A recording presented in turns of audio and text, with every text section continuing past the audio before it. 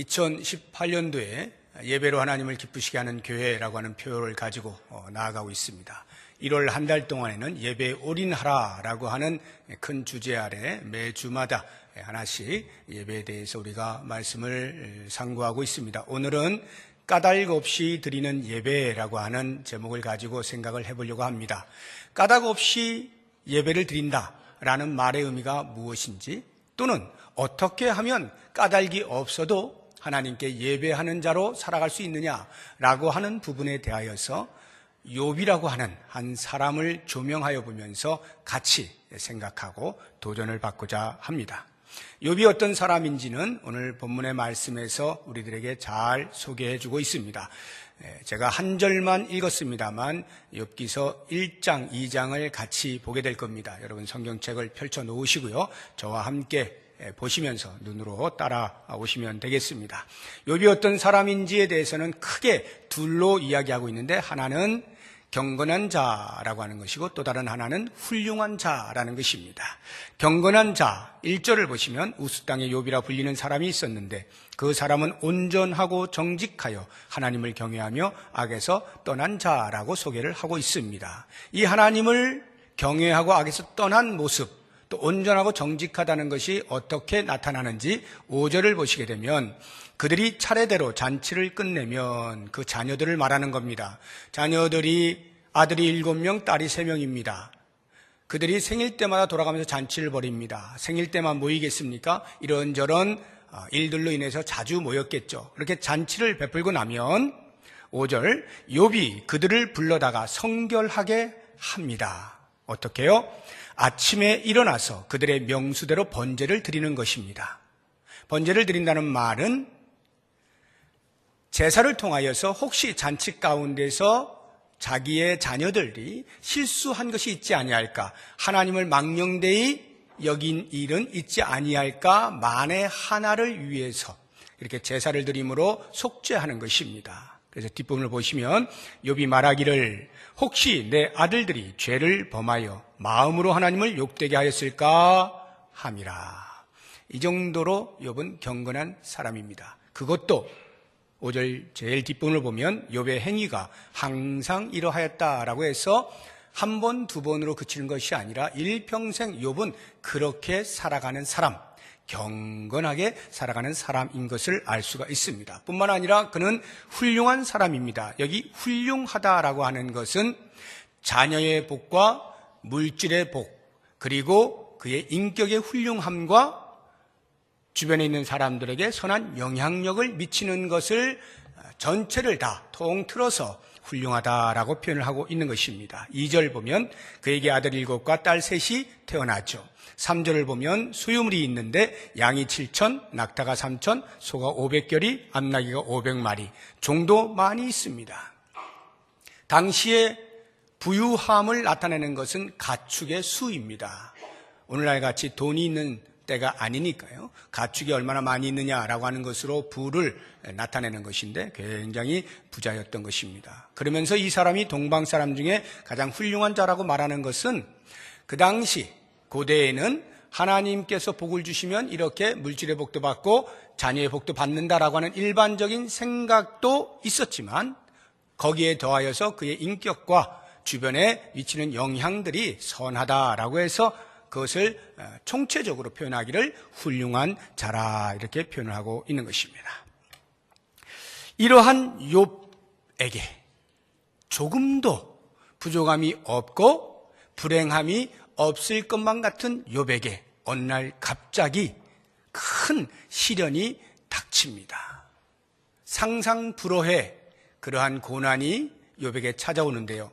왜 그러한 고난이 욥에게 완지대한 원인을 보게 되면 우리의 마음이 이게 뭔가라고 싶을 만큼 어이없어 보이는 일로 인하여서 욥이 시련을 당합니다. 그것은 하나님께서 하늘에서 천상 회의를 베푸시는데, 그 회의 중에 하나님과 사탄이 마주서서 내기를 하다가 그만 욥이 시련을 당하게 되는 것입니다. 그 내용이 6절 이하에 나와 있습니다.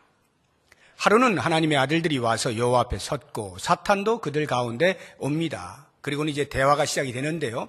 이것은 문학적 표현이라는 것을 먼저 아셔야 됩니다. 실제로 하나님께서 사탄과 마주 앉아서 무엇을 논의한다거나 어떤 천상회의를 한다거나 하는 일은 없습니다. 문학적 표현이에요. 그러한 가운데에서 하나님께서 사탄에게 먼저 자랑을 하십니다. 욥을 자랑하고 싶으셨던 거예요. 야, 너 땅 두루 돌아다니고 왔어? 욥 보았니? 정말 훌륭하지? 이런 사람 다시는 없다 하고는 마음껏 자랑을 하시는 겁니다. 제가 하나님이라 해도 욥을 보면 자랑을 하고 싶었을 것 같은 생각이 듭니다. 하나님께서 만약 나를 보고 계신다면 하나님은 나 때문에 다른 사람에게 자랑을 하고 싶으실까라는 생각을 한번 해보면 좋겠습니다. 하나님이 나를 보시고 다른 사람에게 야, 너 쟤 봤냐? 정말 멋있지? 저런 애 없다. 이렇게 자랑을 하실 만한 삶을 살고 있는지 한번 돌아보면 좋겠어요. 욥이 그런 사람이었어요. 사탄이 그 소리를 듣고 곧바로 반격을 합니다. 하나님, 그 무슨 말도 안 되는 소리입니까? 욥이 하나님을 잘 섬긴다고요? 하나님을 경외한다고요? 하나님을 온전히 예배한다고요? 욥이요, 가진 게 많기 때문에 그렇습니다. 라는 말이 지금 9절 말씀이에요. 오늘 우리가 읽은 말씀이죠. 사탄이 여호와께 대답하여 이르되 욥이 어찌 까닭 없이 하나님을 경외하리이까? 까닭 없이. 여기서 사탄이 말하는 까닭이라고 하는 것의 내용이 10절에 나오는 것입니다. 10절 보시면 주께서 그와 그의 집과 그의 모든 소유물을 울타리로 두르심 때문이 아닙니까? 주께서 그의 손으로 하는 바를 복되게 하셔서 그의 소유물이 땅에 넘치게 하셨기 때문이 아닙니까? 다시 말하면 하나님께서 울타리가 되어주셔서 보호해 주셨기 때문에, 그리고 그에게 하늘문을 여시고 복을 쏟아부어 주셨기 때문에, 바로 그 까닭으로 인하여서 욥이 하나님을 잘 섬기는 것 아닙니까? 그러니 그 까닭을 없애버리면, 다시 말해서 하나님의 보호하심을 거두시고 하나님의 복주심을 빼앗아버린다면 그가 하나님을 예배할 리가 없죠 라고 하는 것이 11절 말씀이에요. 이제 주의 손을 펴서 그의 모든 소유물을 치소서. 그리하시면 틀림없이 주를 향하여 욕하지 않겠습니까? 하나님을 예배하기는커녕 욕을 하고 뺑소니를 치지 않겠느냐라는 사탄의 반격입니다. 이 부분에 대해서 하나님께서 자존심이 상하신 거예요. 하나님이 자랑을 실컷 하셨는데 이 사탄이 비위를 건드린 겁니다. 그러니까 하나님이 가만히 계실 수가 없어가지고 그 사탄에게 그래? 그럼 한번 해봐. 욥의 몸에만 손대지 말고 네가 생각하는 그 까닭이라고 하는 거, 그 보호와 복을 다 빼앗아 가봐라. 어떻게 되나 한번 해보자 하고는 내기를 하신 겁니다. 이것 때문에 욥이 시련을 당하기 시작하는데 그 내용이 13절부터 쭉 나옵니다. 15절에 보니까 스밧 사람이 와서 가축을 다 빼앗고 종들을 다 죽이고 한 사람만 겨우 살아남아서 욥에게 와서 그 사실을 고합니다. 16절에 보니까 하나님의 불이 하늘에 떨어져 가지고 동일한 일이 벌어집니다. 17절, 18절 보니까 갈대아 사람이 또 나타나서 가축을 다 빼앗고 종들을 죽입니다. 18절, 19절에 보니까 자녀들이 함께 모여서 잔치를 벌이고 있는데 큰 바람이 불어서 기둥이 그냥 폭삭 주저앉습니다.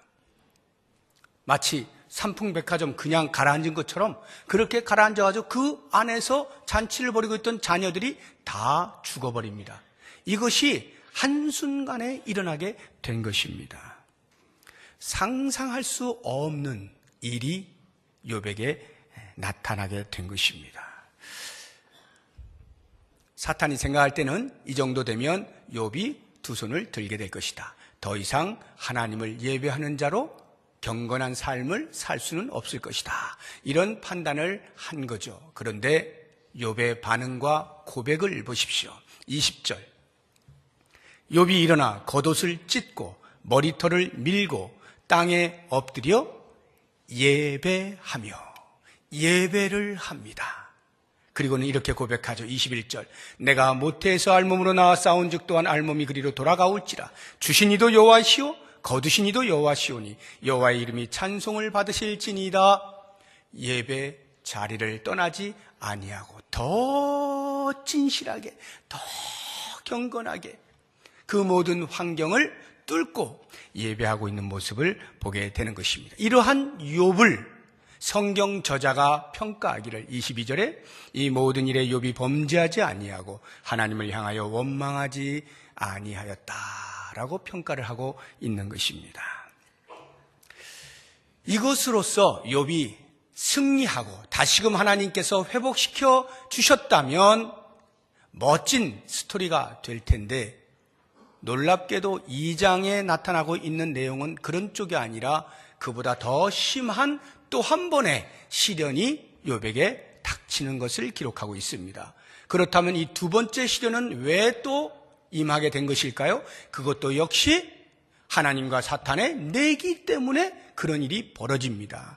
2장 1절 보십시오. 또 하루는 하나님의 아들들이 와서 여호와 앞에 서고 사탄도 그들 가운데 와서 여호와 앞에 서니 여호와께서 사탄에게 말씀을 하시는 겁니다. 너 두루 다녔지? 어때? 욥 어떠냐? 네가 해보니까 그래서 욥이 넘어졌더냐? 그래서 욥이 나를 떠났더냐? 그래서 욥이 예배하지 아니하고 예배 자리를 떠났느냐? 하고는 하나님께서 더 의시를 대시는 겁니다. 자랑을 하시는 거예요. 얼마나 뿌듯하셨겠어요. 봐라, 내가 인정하는 사람이다. 이런 사람이야. 여기에서 사탄이 기가 죽어서 아이고 두 손을 들고 하나님 제가 졌습니다. 항복입니다. 했으면 그것으로 끝났을 텐데 사탄이 마지막 카드를 꺼내는 겁니다. 하나님 그런 말씀 마십시오. 하고는 이야기하는 것이 2장 4절 말씀이에요. 사탄이 여호와께 대답하여 이르되 가죽으로 가죽을 바꾸오니 사람이 그의 모든 소유물로 자기의 생명을 바꾸올지라. 쉽게 제가 풀어서 설명을 드리면 이런 겁니다. 욥이 지금 소유물을 다 빼앗겼어요. 심지어는 자녀들까지 다 빼앗겼습니다. 그렇지만 아직 남은 게 하나 있어요. 자기의 몸뚱아리입니다. 이거는 그래도 아직 건강하거든요. 그러니까 욥이 생각할 때 이 자리에서 만약 내가 하나님 어떻게 내 모든 소유를 다 뺏어갈 수 있습니까? 라고 원망을 하고 예배 자리로부터 떠나게 되면 혹시 하나님께서 내 몸마저도 해하지 아니하실까 염려가 되어서 욥이 그 몸 하나만이라도 지키려고 소유물 다 가져가신 것은 그래도 괜찮습니다. 제가 그래도 예배합니다. 사탄이 욥을 그런 사람으로 취급을 하고 있는 거예요. 욥이 지금 그러고 있는 겁니다. 하나님, 그러니 욥이 그나마 하나 붙잡고 있는 그 몸뚱아리마저 치신다면 그는 틀림없이 하나님을 원망할 거고요, 욕을 할 것입니다 라고 하는 것이 5절 이하에 나오는 말씀이에요. 이제 주의 손을 펴서 그의 뼈와 살을 치소서. 그리하시면 틀림없이 주를 향하여 욕하지 않겠습니까? 반드시 욕하게 되어 있습니다. 그의 몸을 치도록 허락해 주십시오. 하나님께서 그 말씀을 들으셨을 때 또 하나님의 오기가 발동하신 거예요. 너 그렇게 내 말 못 믿어? 욥이 이런 사람이라는데 그것까지 해봐야 되겠느냐? 하고는 사탄에게 허락을 합니다. 생명만 건드리지 말고 네가 하고 싶은 대로 다 해봐. 그래서 어떤 일이 벌어집니까? 발바닥에서부터 정수리까지 온 몸에 종기가 나죠. 이 종기가 어떤 종류의 종기냐면 우리 이 등이 손이 안 닿잖아요. 저는 손이 안 닿습니다. 그래서 제가 등이 건지를 때 가끔 효자손을 쓰는데요. 우리 어르신들 효자손 쓰시죠? 효자손 같은 걸로는 택도 없어요. 그걸로는 그 감당이 안 돼. 그러니까 기왓장 조각을 들여다가 긁어야 돼요. 기왓장 조각을 긁으면 어떻게 됩니까? 피가 나고 거기서 온갖 합병증 걸리지 않겠어요? 온갖 그 바이러스가 다 들어올 거 아니에요? 그러니 발바닥에서부터 머리끝까지 정수리까지 종기가 났다라고 하는 말은 목숨만 붙어있을 뿐 죽은 자와 다름이 없다라는 뜻이에요. 욥이 지금 그 지경에 이르게 된 것입니다. 하나님의 오기 때문에, 내기한 것 때문에 상상할 수 없는 그런 고난의 한가운데 빠지게 된 거예요. 거기에다가 한 걸음 더 나아가서 그의 아내가 한마디 거들죠. 남자는 세상 다 잃어도 아내만 있으면 그래도 살만해요. 이게 남자의 속성이에요. 저만 그런지 모르겠습니다만 아내가 최후의 보루라고요. 자녀가 다 사라져도 아내가 있으면 그나마 위로가 됩니다. 그런데요, 다 가지고 있는데 아내가 없거나 아내로부터 사람 취급을 못 받으면요, 인생 사는 것 같지가 않아요. 이게 남자입니다. 근데 욥이요, 지금 그 상태에 이르게 된 거예요. 그 아내가 이렇게 말합니다. 9절에 그의 아내가 그에게 이르되 당신이 그래도 자기의 온전함을 굳게 지키느냐? 하나님을 욕하고 죽어라. 아내로부터까지 버림을 받게 되어진 욥, 그야말로 숨만 쉬고 있는 상태, 삶의 어떤 의미도 찾을 수 없는 극도의 절망감 속에 빠져있는 그러한 욥입니다. 그런데 그 욥이 어떻게 반응하는지 10절이 이야기해주고 있죠.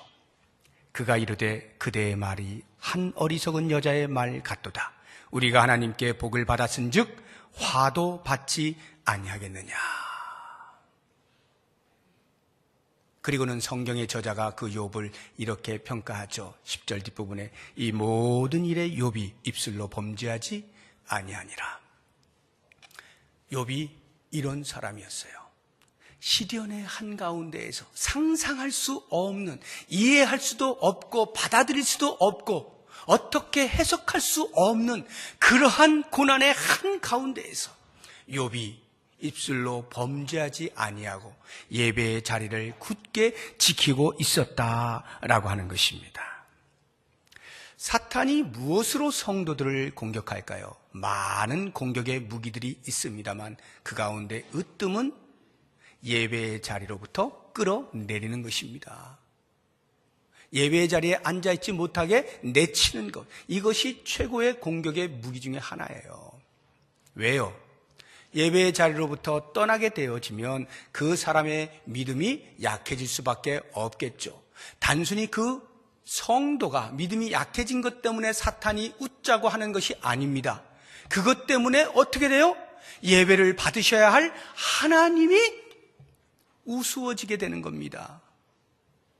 하나님의 영광이 땅에 떨어지게 되는 거예요. 상대적으로 사탄이 보세요, 제가 이겼죠? 하고 하나님께 대하여 큰 소리를 칠 수 있는 것이에요. 그렇기 때문에 사탄은 끊임없이 성도들을 향하여서 예배의 자리를 무시하게 만드는 것입니다. 대충 나와도 되게 만드는 거예요. 늦게 나와도 괜찮고요. 그냥 도장 한번 찍고 가면 될 정도로 마음의 위로를 주면서 소홀히 여기도록 만드는 겁니다. 그러다가 점차로 더 이상 예배 자리가 필요치 않은 그런 생각에 빠지도록 만들어 버리는 거예요. 그렇게 되면 사탄은 하나님 앞에서 자기가 승리했다라고 외치게 되는 겁니다. 이게 사탄의 전략이에요. 그렇게 볼 때 우리들은 이 예배의 자리를 지킨다는 것이 얼마만큼 성도로서 중요한가라고 하는 것을 기억해야 돼요. 그래서 오늘 이 욥이 까닭 없이 예배를 드리고 있는 이 모습, 과연 어떻게 해서 욥은 까닭이 없어도 예배를 드릴 수 있었는가, 예배의 자리를 지킬 수 있었는가라고 하는 것을 저희들이 같이 생각을 해보려고 해요. 간단하게 제가 두 가지를 보려고 하는데 그 첫 번째가 모든 역사는 하나님의 주관 아래 일어남에 대한 인식이 있었기 때문에 가능합니다. 욥은 이 땅에서 일어나고 있는 모든 일들은 다 하나님께서 하시는 일이다 라고 하는 생각을 가지고 있었던 거예요. 그래서 21절에 보면 1장 주신 이도 여호와시요 거두신 이도 여호와시다라고 표현하고 있지 않습니까? 그러니까 거두는 것. 자기에게 좋을 일이 하나도 없잖아요. 불행의 시작 아닙니까? 그럼에도 불구하고 그 일조차도 하나님이 하셨다라고 고백을 함으로써 일어나고 있는 모든 일들은 다 하나님이 하고 계시는 것이다. 하나님이 역사를 주관하신다.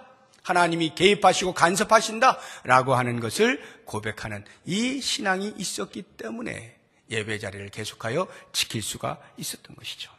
실제로 이 땅에서 일어나는 모든 일들은 다 하나님의 눈 아래에 있고 하나님의 손 안에 있습니다. 성경은 많은 부분에서 이것을 증명해주고 있는데 우리가 한 군데만 찾아보고 한번 살펴보도록 하겠습니다. 성경 다 가지고 오셨죠? 성경 가지고 다니기 같이 찾아봅니다. 물론 깜빡해서 못 가지고 오신 분들을 위해서 자막을 준비는 하였습니다만 어쩔 수 없는 분만 자막을 보시고 성경 다 보시기 바랍니다. 시편, 욥기 다음에 나오는 게 시편이에요.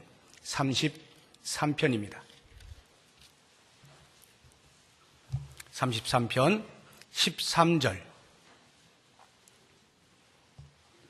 시편 33편 13절에서 15절까지. 다 찾으신 것 같네요. 읽어보겠습니다. 시작. 여호와께서 하늘에서 굽어보사 모든 인생을 살피시며 곧 그가 거하시는 곳에서 세상의 모든 거민들을 굽어 살피시는도다. 그는 그들 모두의 마음을 지으시며 그들이 하는 일을 굽어 살피시는 이로다. 하나님께서 하늘에서 당신이 지으신 이 땅, 당신이 지으신 사람들의 마음 전부 굽어 살피신다는 거예요. 이 말의 의미는 단순히 하나님이 이 땅에서 일어나는 일들을 아신다라는 뜻이 아니고 아실 뿐만 아니라 일어나는 모든 일들에 대하여 직접 주관하신다라는 뜻이에요. 직접 행하신다라는 말입니다. 그래서 이 욥에게 일어나는 일도 보세요.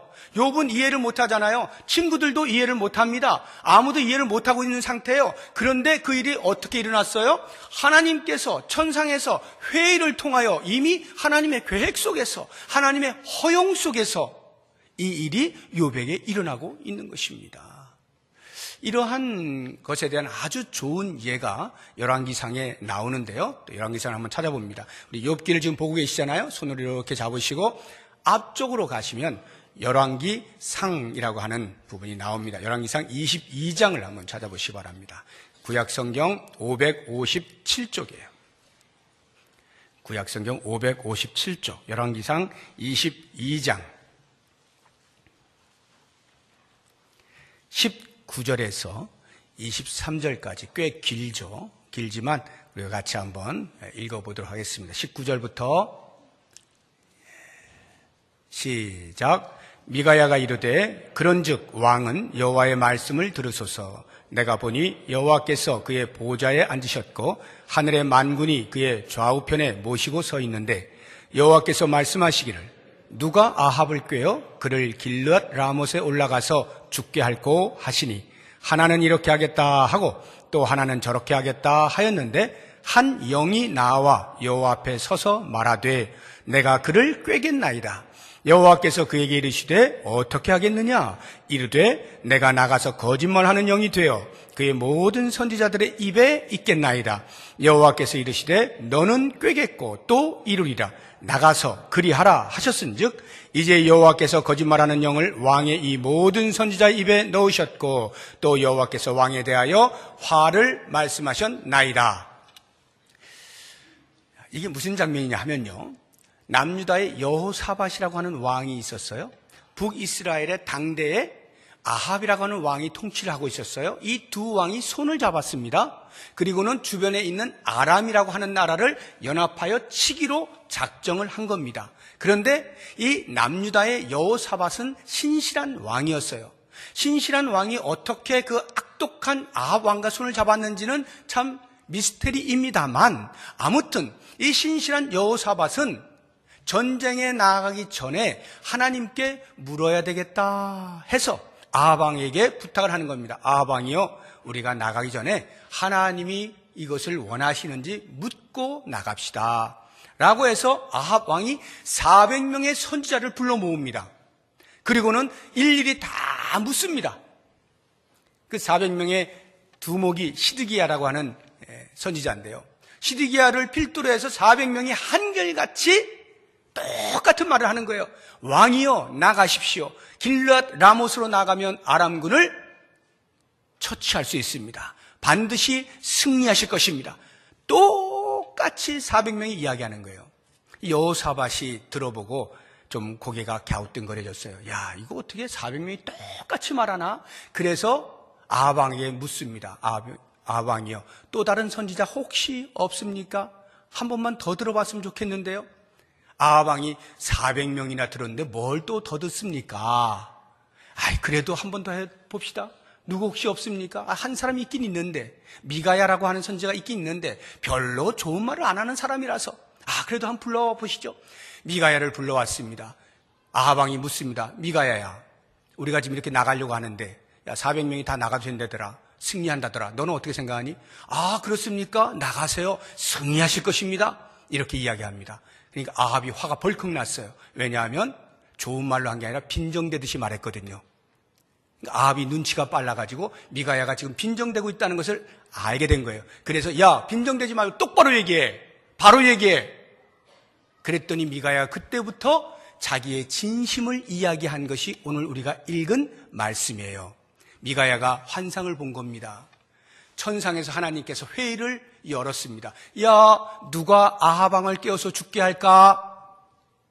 그러니까 주변에 둘러선 사람들이 이 사람 저 사람이 이렇게 하죠 저렇게 하죠 막 이야기하는데 한 영이 나와서 제가 한번 해보겠습니다. 어떻게 할 건데?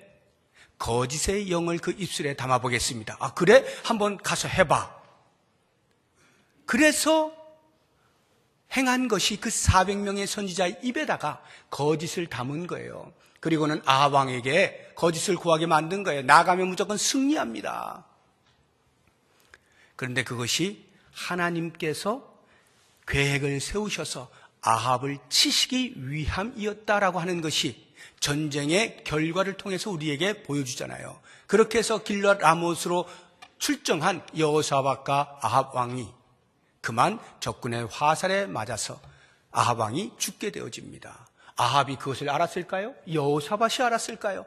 나간 군인 중에 누가 알았을까요? 미가야 외에는 아무도 모르는 겁니다.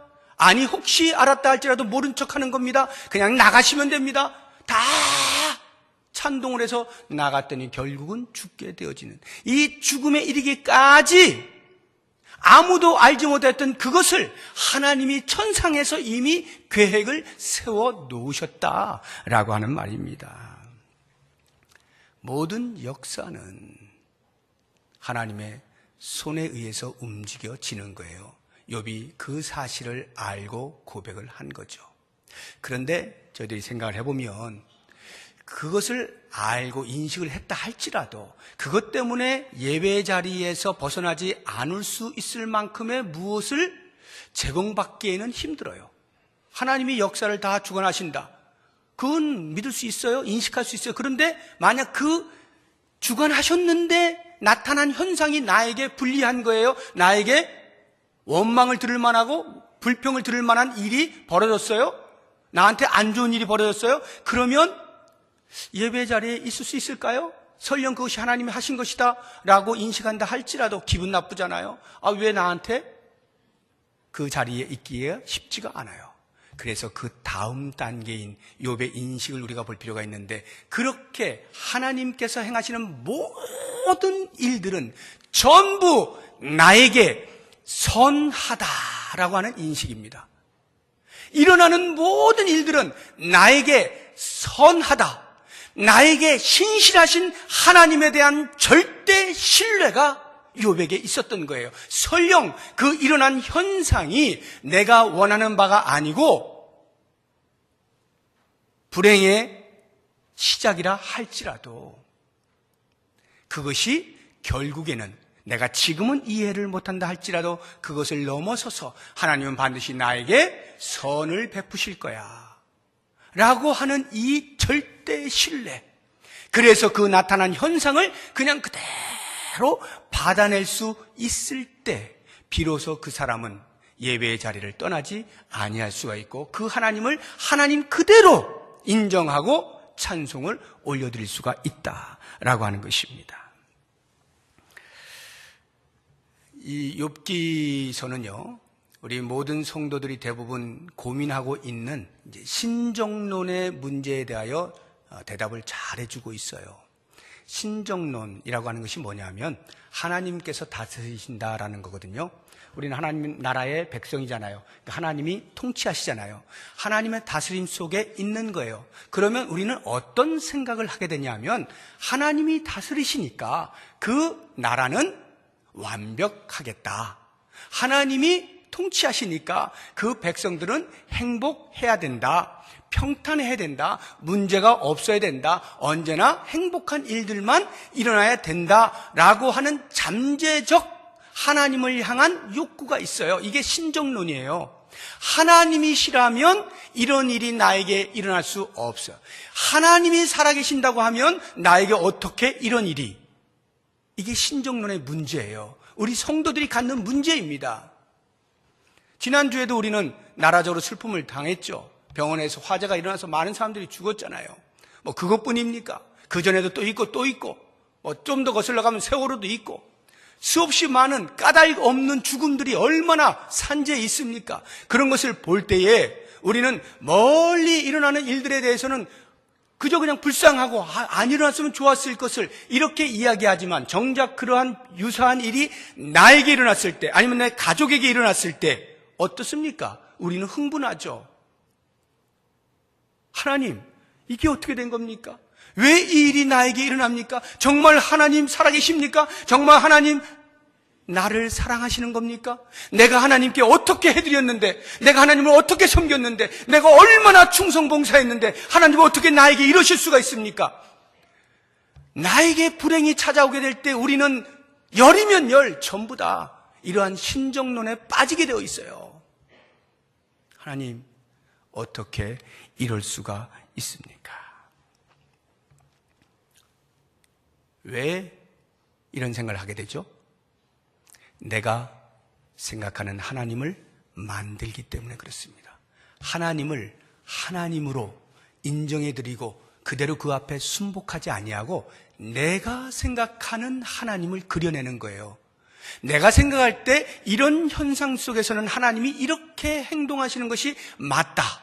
그래야 내가 하나님으로 섬겨드릴 만해 라고 하는 그 그림을 그려놓는 거예요. 그리고는 거기에 맞지 않을 때 흥분하는 겁니다. 여러분, 우리의 삶이 만만치가 않잖아요. 얼마나 힘들고 어려운 일들이 많이 일어납니까? 풍파들이 끊임없이 다가옵니다. 그럴 때마다 우리는 생각하는 거예요. 하나님께서 정말로 살아계신다면 내가 하나님 앞에 어떠한 경우에도 이렇게 엎드려서 예배하고 하나님만 사랑하고 하나님만 붙들고 하나님만 섬기고 있는데 하나님이 쫙 펼쳐주셔야, 그래야 나도 기쁘고 사람들이 볼 때도 역시 하나님을 잘 섬기니까 힘들어도 결국에는 이렇게 성공하는구나 하고 이야기하고 하나님의 이름도 드러나고 모든 것이 다 맞다라고 생각하는 그 그림을 내가 그려놓으니까 그 그림 속에 맞지 아니할 때 하나님에 대하여 원망이 쏟아져 나오는 거예요. 우리의 이 알량한 이성 안으로 하나님의 무한하심을 집어넣는 겁니다. 제한시키는 겁니다. 이런 어리석음이 있는 우리 인간의 마음에는 끊임없이 신정론에 대한 문제를 야기할 수밖에 없다라고 하는 것입니다. 사랑하는 성도 여러분, 하나님을 어떠한 경우에도 예배하기로 작정하는 것 쉽지가 않습니다. 어느 한순간에 고꾸라질 수가 있어요. 평생을 예배하는 자로 살았는데 어느 한순간에 견딜 수 없는 일이 발생하게 됐을 때 도저히 하나님이시라면 이런 일은 나에게 있어서는 안 되라고 하는 그 무엇이 다가왔을 때 고꾸라지는 거예요. 욥의 아내를 보세요. 제가 그냥 욥의 아내를 남편에 대하여서 아주 독한 말을 쏘는 여자로 제가 표현을 했습니다만 사실은 제가 볼 때 그런 여자 아닌 것 같아요. 욥의 아내 굉장히 믿음이 좋은 사람이었을 거예요. 왜냐하면 그가 자녀들을 다 잃고 재물 전부 다 잃어버렸을 때 욥의 아내가 등장하지 않습니다. 그 말의 의미는 함께 욥과 같은 고백을 했다라는 뜻이에요. 하나님에 대하여 원망하는 모습이 나오지 않아요. 그런데 욥의 몸에 숨 하나 붙어 있는 것 외에는 다 죽어버린 것 같은 일이 발생하게 되었을 때에야 비로소 욥의 아내가 이야기를 하는 것입니다. 그런데 그 이야기가 불신앙적이어서 하나님을 원래 잘 안 섬겨서 아주 나쁜 여자여서 독한 여자여서 그래서 그냥 남자를 향해서 그렇게 말하는 것이 아니고요. 이 욥의 아내가 신앙을 지키려고 애를 쓰고 욥과 함께 같이 신앙의 고백을 하면서 하나님을 배반하지 않으려고 하고 하나님 앞에 예배하는 자리를 끝까지 지켜내려고 애를 쓰는데 마침내 욥의 아내의 머릿속에 더 이상은 받아들일 수 없는 자기 남편의 숨만 겨우 붙어있는 죽어가는 그 모습을 볼 때에 그 욥의 아내가 꺾인 거예요. 이런 하나님이라면 더 이상 내가 섬길 필요가 뭐가 있겠나? 이런 하나님이라면 내가 그 앞에서 뭘 더 소원을 하겠나? 남편하고 그냥 같이 죽는 게 낫겠다. 이러한 한숨과 탄식의 소리가 차라리 하나님을 욕하고 죽으라라고 하는 말의 표현 속에 들어있는 거예요. 같이 죽읍시다 우리. 이거 이렇게 살아봐야 삶의 의미가 없잖아요. 하나님이 어디 살아계셔요? 하나님이 뭐하고 계셔요? 지금 아무것도 안 하고 계시잖아요. 주변에 있는 사람들이 다 욕하고 있잖아요. 차라리 우리가 죽는 게 하나님 덜 욕먹이는 거예요. 우리 죽읍시다 그냥. 이게 욥의 아내의 모습이라고요. 욥의 아내보다 나을 만한 사람 있습니까? 우리의 모습이 그 욥의 아내보다 나을 게 별로 없어요. 우리는요 그 정도도 못 돼요. 조금만 어떤 일이 벌어지면 당장에 하나님 앞에서 부르르 합니다. 왜 많고 많은 사람 놔두고 이렇게 하나님을 잘 섬기고 있는 나에게 이런 일을 하나님 앞에 따지는 거예요. 까닭 없이 하나님을 예배하는 게 결코 쉽지가 않습니다. 하나님의 보호하심이 사라지게 될 때, 하나님의 베풀어 주셨던 복과 은혜가 나에게서부터 멀어지게 될 때, 아무리 사방을 둘러보아도 하나님의 도우시는 손길을 찾아볼 수 없을 때 우리는 견디다 못해서 하나님을 향하여서 사탄이 그렇게도 원하는 소리를 하게 되는 거예요. 욕을 하고 싶은 거예요. 하나님 너무하십니다. 바로 이와 같은 때에 과연 우리가 욥과 같이 일어나는 일이 나에게 불행이라 할지라도, 아니 내 생명을 앗아가는 바로 그것이라 할지라도 여전히 그 뒤에 하나님의 섭리와 나를 향하신 신실하심이 있다라고 하는 인식을 한다면 우리는 그런 위태로운 상황 속에서도 하나님을 예배할 수가 있는 거죠. 이게 바로 까닭 없이 드리는 예배입니다. 사랑하는 성도 여러분, 원합니다. 예배에 올인하십시다. 예배에 올인하십시다. 예배를 통하여 하나님의 살아계심을 증거하고 하나님의 신실하심을 나타내는 것입니다.